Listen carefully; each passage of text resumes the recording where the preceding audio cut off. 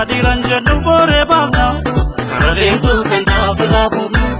Aladiran jennu bore babna Karadeemtu ganda ofirraa buufna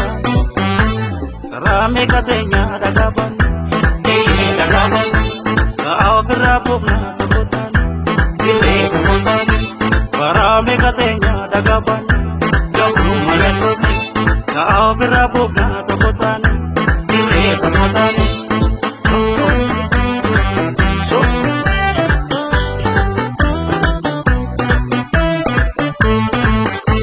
Oromo takuma apambi Madenyu makola beki Roraunja chabate namigoti Kawani kalmana madumati Kenya dake pachum padantafu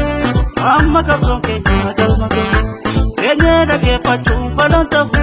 Amma kapson Kenya dalmake Oromo takuma apambi Madenyu makola beki Roraunja chabate namigoti Kawani kalmana madumati Kenya dake pachum padantafu Amma kapson Kenya dalmake Kenya dake pachum padantafu Amma kapson Kenya dalmake Sababu bekudu damudu Milkisatu kamnandi nani Karadema dufe biyagadi Lamiko anjese kanawale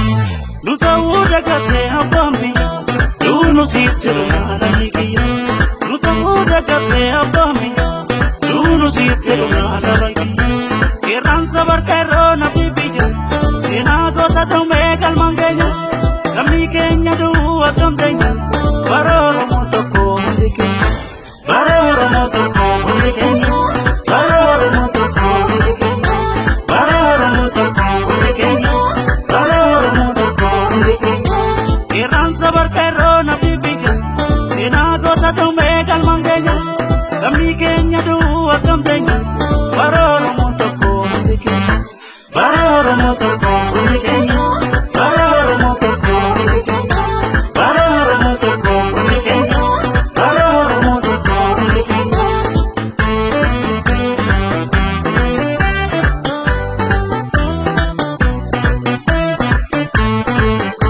Shuwaasi bale arar wallo Jinaan jilbeeffatu Oromoo sabni Shuwaasi bale arar wallo Jinaan jilbeeffatu Oromoo sabni Sidama kambata Aliyaan iskooshi Bakka seentu dhabde wayyaanee kumashi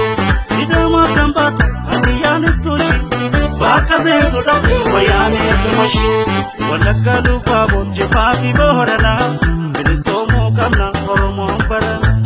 Walakka lufaa bonjifaa fi boorana Bilisoomoo qabna Oromoon barana Afaarii Somaalee Agaoon iskooshi Bakka seentu dhabde Afaarii Somaalee Agaoon iskooshi Bakka seentu dhabde wayyaanee kumashi Kaayigee dhonkana irreeta kotaani Mirgaan galuu qabna eeboo keenya baani Kaayoo Oromoo kana irreeta kotaani Mirgaan galuu qabna eeboo keenya baani Siduume wayyaane diina Oromoota